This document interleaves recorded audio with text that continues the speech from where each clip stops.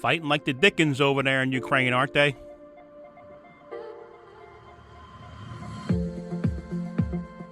Kind of puts the words courage, sacrifice, and freedom in perspective, huh? God bless the Ukrainian people. No matter the outcome, we're all praying for you. People killing, people dying, shouldn't hurt you here, I'm crying. Can you practice what you preach? Or would you turn the other cheek? Father, Father, Father, help us, and some guidance from above. 'Cause right now people have me questioning, where is the love?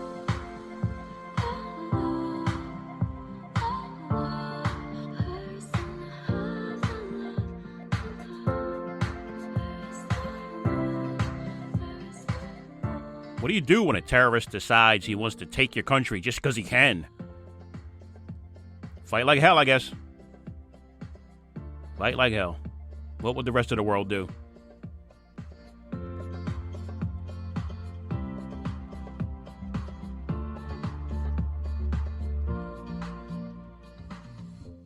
Thanks for joining me. And thanks so much for the incredibly strong support for my last episode.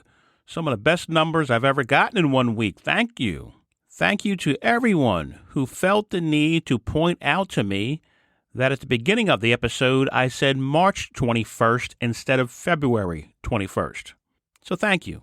Thank you for feeling the need to call me a dummy and correct me about that. Everything I commented on, everything I said in that episode that you could have commented on, you chose to tell me I got the date wrong. Thanks. Thanks a lot. Keep the comments coming.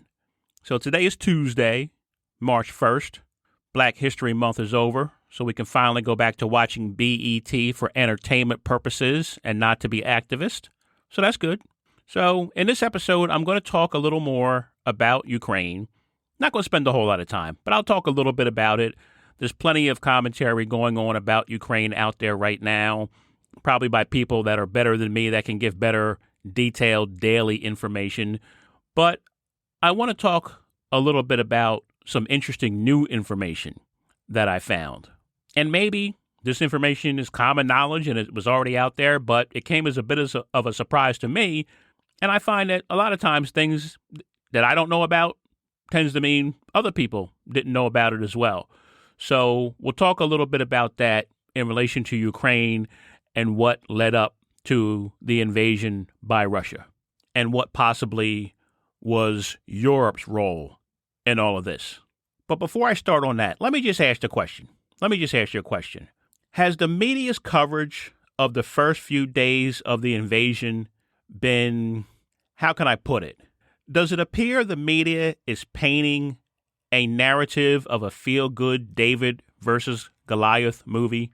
On one hand, reporting that Ukrainians are taken to the streets and fiercely defending their country is great, but after just a few days, saying that Putin is bogged down, Russian troops are being repelled, Putin is growing frustrated. It's been 5, 6 days? And this narrative in the media started almost on day one. I heard the host on MSNBC on Morning Joe joking, it's like trying to take over Texas. They got plenty of guns and a bad attitude. And listen, it's true. It's true. I think Russia's in for a fight. But it's a little early to start building a narrative that Ukraine is holding out and Putin is stymied. It's a little early for that. You couldn't take over Brooklyn in a week. You know that. Russia, they couldn't take over Brooklyn in a week. Half their army would get hit by buses on day one. Not on purpose, by accident. Could Russia take over Philadelphia? Philly? Come on. Santa Claus barely makes it out of Philly every year, and I think they like him. So I'm just a little worried that this optimistic media narrative in less than a week of an invasion may cause Putin to get more aggressive in his attacks on civilians. In addition, I think the media should report the reality of the invasion, not try to spin a feel-good narrative. The reality is the invasion just started, and there's probably a strategy, as I heard one military expert say. You take the airports, you take the bridges, you take control of the media. So is Putin bogged down, or is he just following the invasion checklist that you always go by? I mean, after all, He's a savvy guy. Oh, there I go. All right, let's deal with it. Dumb Donald left one word out. That's all. That's all he did. He left one word out. If you heard the audio, what Donald Trump was saying, why am I going to do this? I can't do this. Why am I going to? Listen, here's the thing. Evil. He should have said the word evil. Vladimir Putin is an evil genius. I called Donald Trump a couple shows back an arch criminal. Well, same thing with Putin. He's an arch criminal. Okay?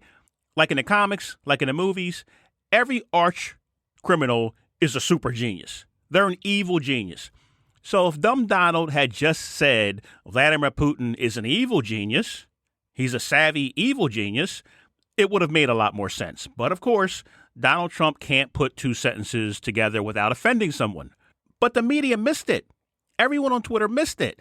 And I missed it myself because it was almost like I was trying to defend Donald Trump when I said, no, you got to listen to the clip. That's not how he said it. When he said Putin was a peacemaker, he was more being sarcastic, saying, oh, yeah, right, he's a peacemaker. And he didn't necessarily call Vladimir Putin a genius or call Vladimir Putin savvy. He was saying this is a savvy move or this is a smart move. So the left, they pounced on that and they missed the bigger picture. The bigger picture is, once again, Donald Trump showed us this man has zero empathy. Zero. That was the bigger picture. If you listen to that clip, it's like Donald Trump is watching a chess match and he says, oh, no, that was a savvy move. That was a genius move. But he wasn't talking about a chess match. He was talking about a war where people are going to be killed. But his default position in his brain is always zero empathy. That, to me, was the big picture of that audio clip. That's all I got to say about that. And if you have no idea what I'm talking about, consider yourself lucky and just keep on living your life, that you didn't get caught up once again in the Trump circus. Now, here's some new information I found about recent history of Ukraine and what may have led up or partly contributed to the lead up of this invasion by Russia.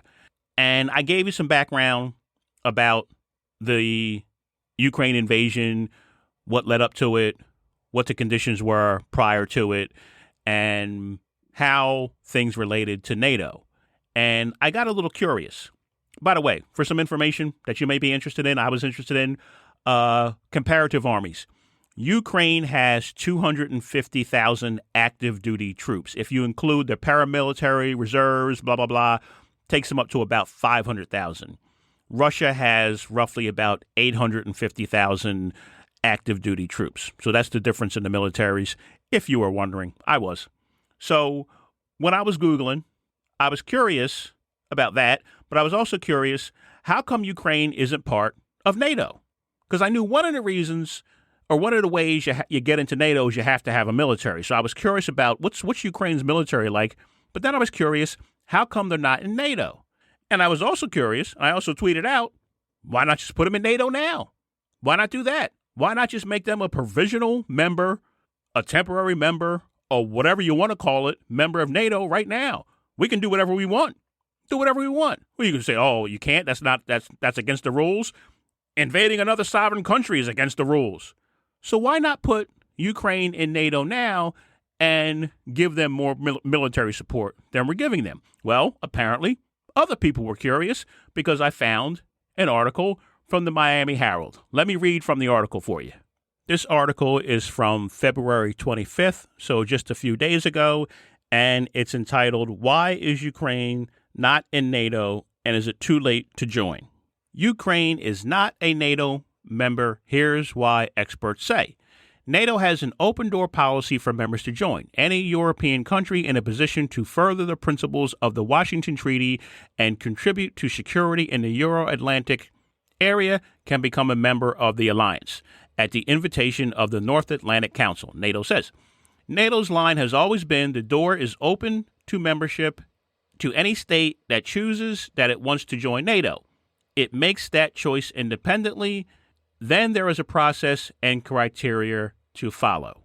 In 1995, the alliance published requirements that countries seeking NATO membership should fulfill. These include a functioning democratic political system based on a market economy, the fair treatment of minority populations, a commitment to peaceful resolution of conflicts, the ability and willingness to make a military contribution to NATO operations, a commitment to democratic civilian military relations, and blah, blah, blah. So the basic point is that Ukraine is Ukraine's choice. Now, in practical terms, absorbing a nation with a simmering conflict with unresolved territorial disputes would obviously be difficult for NATO, because NATO then absorbs that conflict. Why isn't Ukraine a NATO member already? Well, the long and short of it, they've been in the middle of a conflict. Now, getting right down to business, without going through this whole article, it basically says that Russia stoked the conflict. This is what Russia does. It's Russia's strategy. In order to prevent countries like like Ukraine from joining NATO, they stoke conflicts knowing NATO won't allow a country to join if you have a civil war, if you have a conflict going on in the region. In addition to that, certain countries in Europe looked the other way while Russia was stoking these conflicts because they wanted to do business with Russia. Oh, how about that? Interesting. So in other words, there were times in the past when Ukraine could have been admitted to NATO, could have become a member NATO, but certain European countries voted against it or discouraged it because they were hoping to have a closer relationship, which, let's be honest, that means a closer economic relationship with Russia. And they also allowed Russia to interfere in Ukraine as well as other countries, Belarus, Georgia, like we talked about in the last show. So isn't that interesting? Isn't that interesting? Now, it's great to see all the European countries coming out and supporting Ukraine in their time of need, sending weapons, supporting sanctions and things like that. But it's also interesting to find out that a lot of this may have been avoided if the European countries weren't putting profits ahead of protecting Ukraine's independence. I found it to be very interesting. Very interesting. So Putin, the savvy evil genius, understands as long as Ukraine and other countries in the region, for that matter, are experiencing civil unrest, they can't be part of NATO. Donald Trump was right about one thing. This would have never happened if he was president. No, because he would have handed Ukraine to Putin in exchange for rights to put a golf course in Kyiv. Let me move on to discuss the economy. Wait. Before I move off of Ukraine, let me respond directly to Joy Ann Reid from MSNBC. She called me out directly in my imagination because she doesn't know who I am. But let me pretend that I'm responding directly to Joy Ann Reid because of a tweet that she sent out. Let me find the tweet. Let me read the tweet to you. Here we go. Anyone claiming that what Putin is doing to Ukraine is due to Biden's quote-unquote weakness should just go ahead and admit that to you, strength, quote-unquote strength, means kissing Putin's behind and letting him break up NATO and take Ukraine without American opposition, because that was Trump's policy. So that's what Joy Ann Reid says. Now, I'm responding directly to her because I suggested that maybe what was going on was partly because of a perceived weakness by Joe Biden. I did suggest that in my last show. Is it okay to do that, Joy Ann Reid? We're not allowed to suggest that maybe Joe Biden might appear a little weak right now, that NATO might appear a little weak right now, that Europe might appear a little weak right now. I'm not allowed to suggest that, to question that, to consider that may be partly responsible for the invasion by Putin. Suggesting that makes me a Trump sycophant? Oh, no, I'm far from it. Suggesting that makes me admire Vladimir Putin for his strength? No, far from it. I wish someone would kick Vladimir Putin and those Russians right in their vodka-filled balls. But why does suggesting that the United States or Europe or NATO could do more somehow make you a Trumpster or make you love Russia? Zelensky, the president of Ukraine, wishes the United States, Europe, and NATO would do more. He would never come right out and say it, but I think he thinks Biden looks a little weak and wishes he would do more. He said it. He thinks they should do stronger sanctions. I'm quite sure he would like to have more military support. Does that make him a Trumpster? Does that make Zelensky a Trumpster? So calm down, Joanne Reed from MSNBC. Every time somebody has a difference of opinion from yours, doesn't mean you have to fly into some hyperbolic rage. I'm going to start calling you Joanne Tucker Reed. Where was I? Oh, yeah, the economy. Now, I'm sure Biden will talk a lot about it at the State of the Union speech. What we accomplish, the greatest job creation in history, a fantastic unemployment number. When I came into office, everyone in America was out of work, drinking rainwater to survive. And now, because of my administration and the actions we took, everyone has a private plane, but we got a lot more work to do. Oh, boy. We all know what he'll say. Everyone's doing great. Wages are way up. Corporations are making record profits. People are back to work. The American economy is firing on all cylinders again. Say it with a lot of gusto. Hold for 25 minutes for applause from the Democrats, while the Republicans sit there and look like Joe Biden just farted in an elevator. Okay.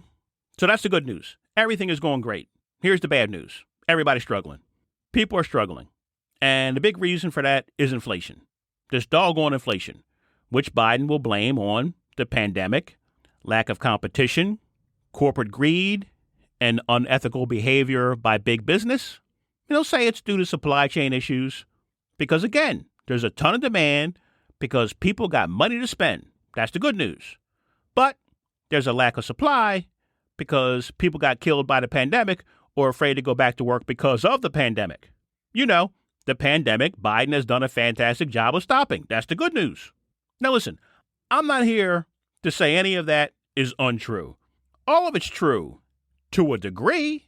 To a degree. I just think it's funny how the Democrats want to have it both ways. We're doing great, but people need our help. They're struggling. This is why Democrats struggle so much in the polls on the economy. If the economy is so good, why do people need so much help? You know, I know they like to say, it's an economy that's working, but it's not working for everyone. Well, maybe some people aren't working it the right way. Maybe some people aren't working hard enough. Oh, don't you dare. Don't you dare say that to someone on the left. You can't even consider that.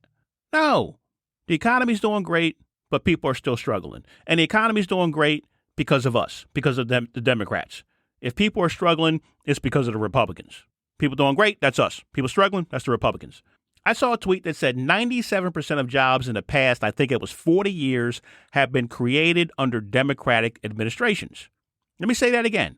The tweet said 97% of job creation in the last 40 years have been created under Democratic administrations. Now, if that's true, Democrats, you got to ask yourself, how does a Republican ever get elected? So I tried to fact check the claim. I wasn't able to find a source I didn't think was maybe biased. So I would probably say it's mostly true, but needs some clarification and context.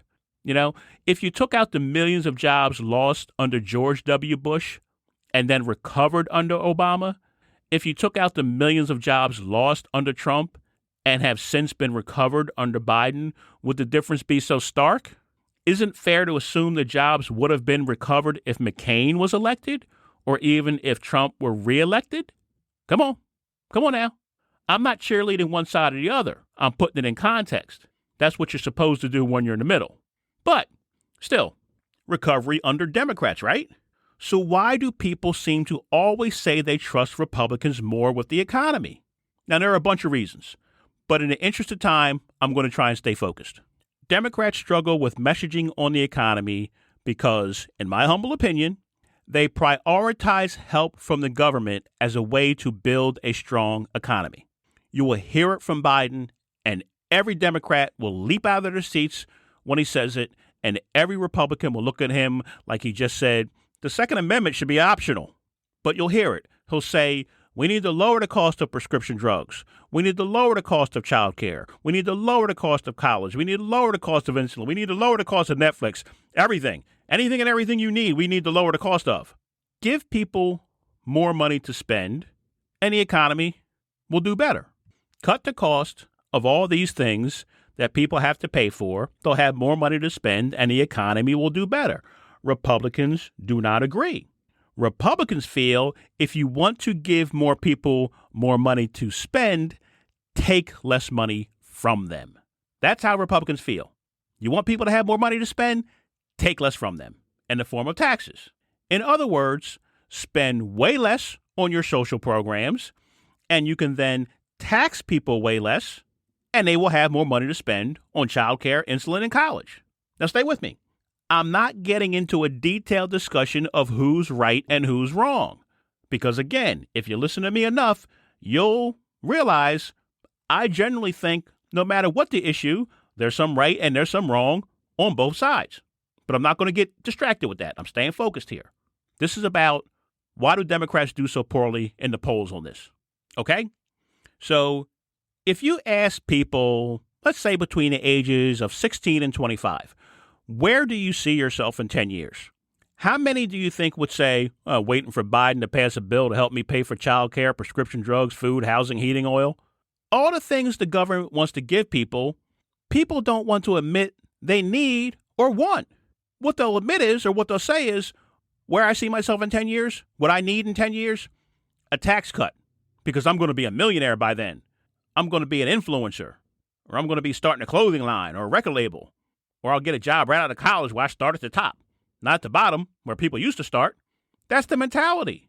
The Republican economy is one where I am successful and I need a tax cut. The Democratic economy is one where I'm not successful and I need help. Again, not right or wrong. It's the perception. It's the perception.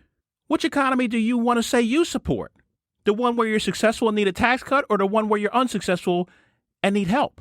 The Democrats are trying to sell people things they don't want or admit they need.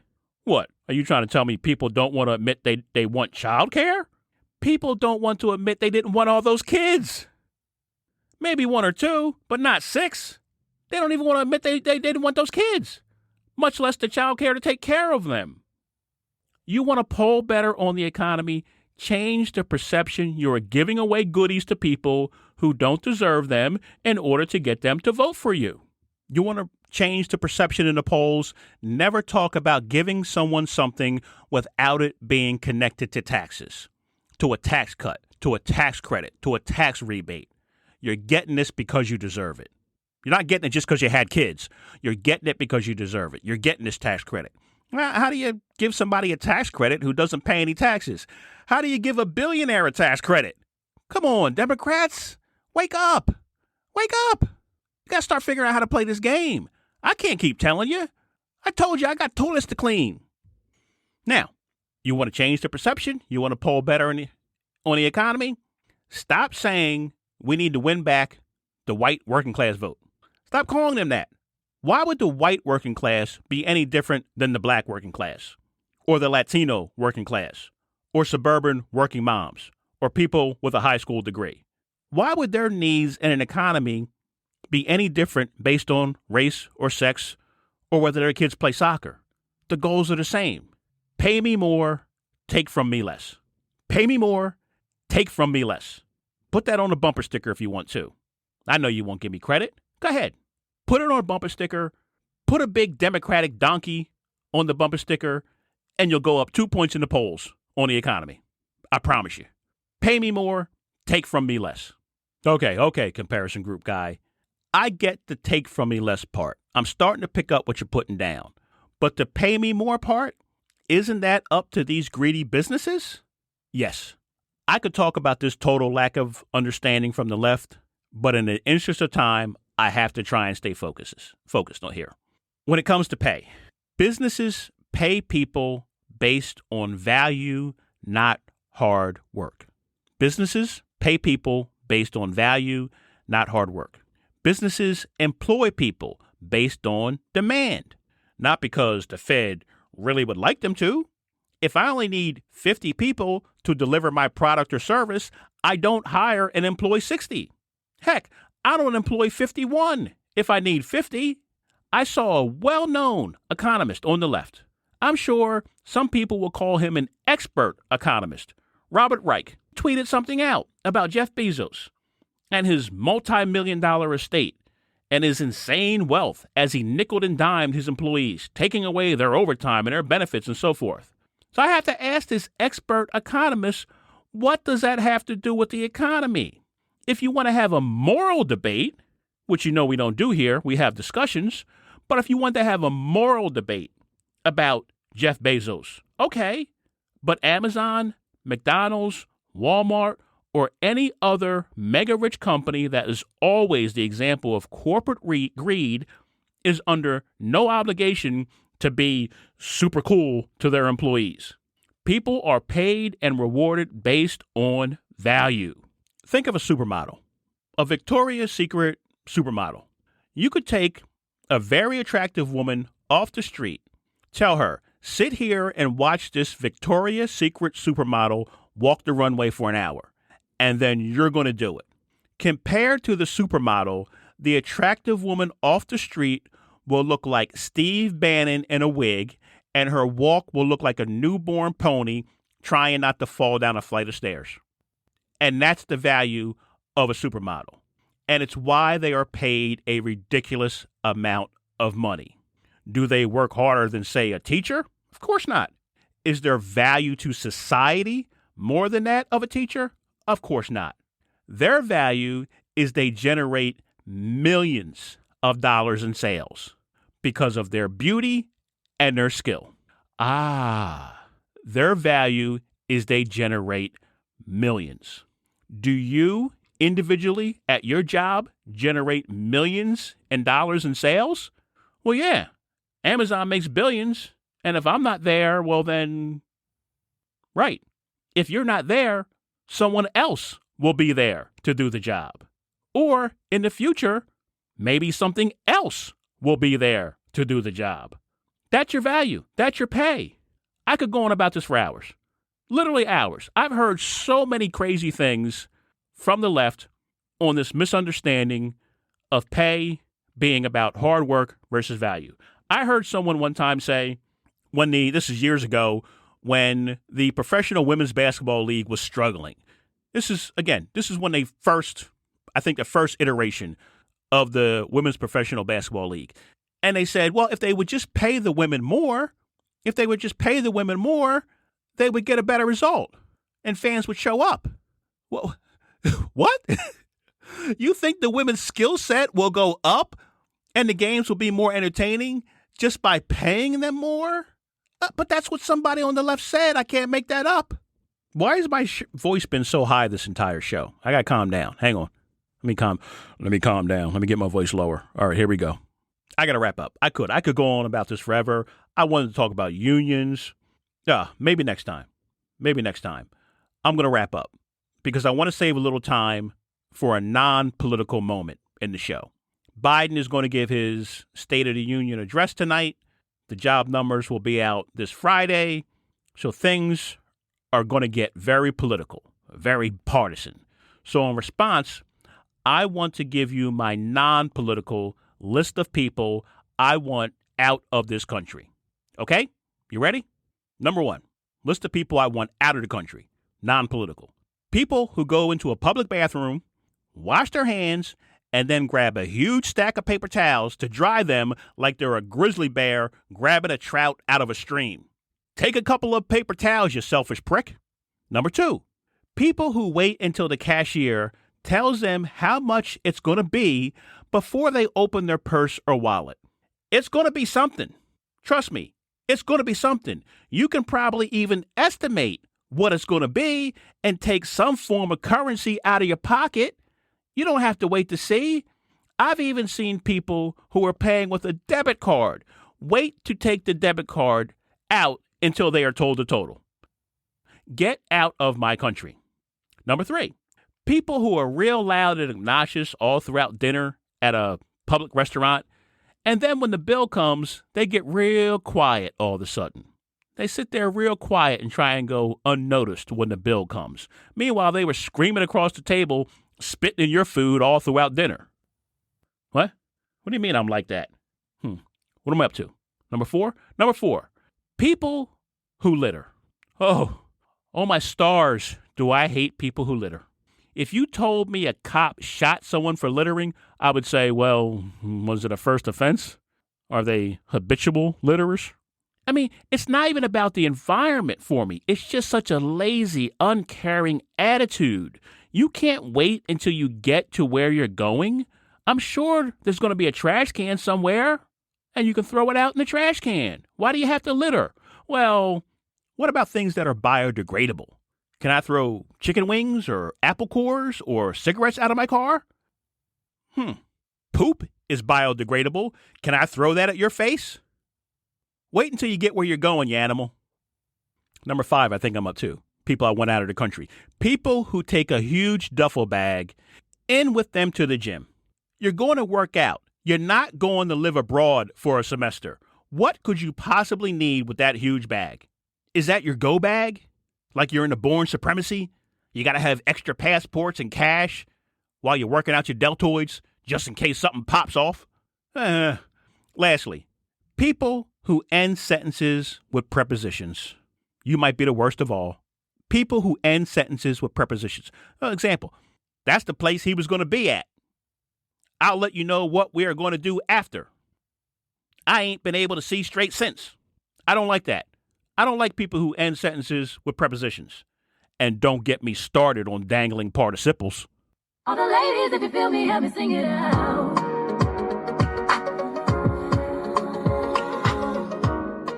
Well, it's a long one. I bet you didn't know where this show was going to end at.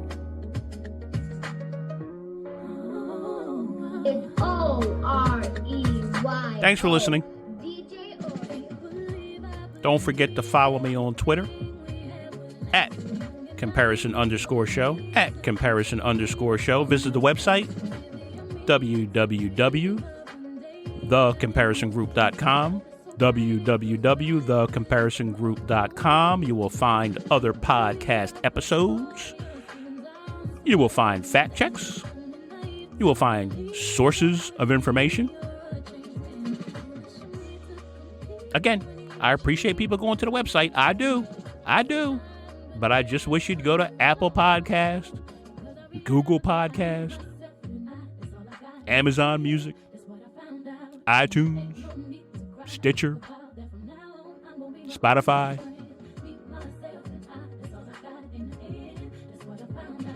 All I can do is suggest it. You go there, you subscribe to any of those platforms, and the show comes to you. Subscribe, enable notification, show comes to you for free. Don't have to go looking for it. But hey, who am I to tell you where to listen to the show? Listen wherever you want to listen. It's fine by me. It just helps me, I think, if you subscribe. Makes the show appear to be popular if I have subscribers. Then I can make some money. Now, I'm not looking to make a ton of money. And oh, by the way, I think there are people who may be somewhat famous, but they don't want to really share the show. I don't know. I'm saying that without any knowledge whatsoever of any famous person. Quiet down, Beyonce. No knowledge of any famous person. But if there is anyone out there who has some notoriety and they've heard the show and they're nervous to share the show or retweet the show because they don't know who I am, well, you don't know who I am because I have no desire whatsoever to be famous. It's as simple as that. But if you need a bio, if you need some background on me, here it is. I clean toilets, and I started a podcast. That's it. That's the bio. Nothing else. I'm not a secretly Grand Dragon in the Ku Klux Klan. I have no controversial background to speak of. So feel free. Feel free to share the show. I promise you, you won't get in trouble for it. I don't want to be famous, but I would like to make money. Just enough money, as I've said, to be above the law. That's all. Just enough to be above the law. So I assume that would be OJ type money. Now, OJ wasn't an incredibly wealthy man. He had a couple $1 million, but he wasn't insanely rich. So that's all I need. Just enough to be above the law, just like OJ. So help me out if you could. But as always, thanks for listening, and I'll see you next time.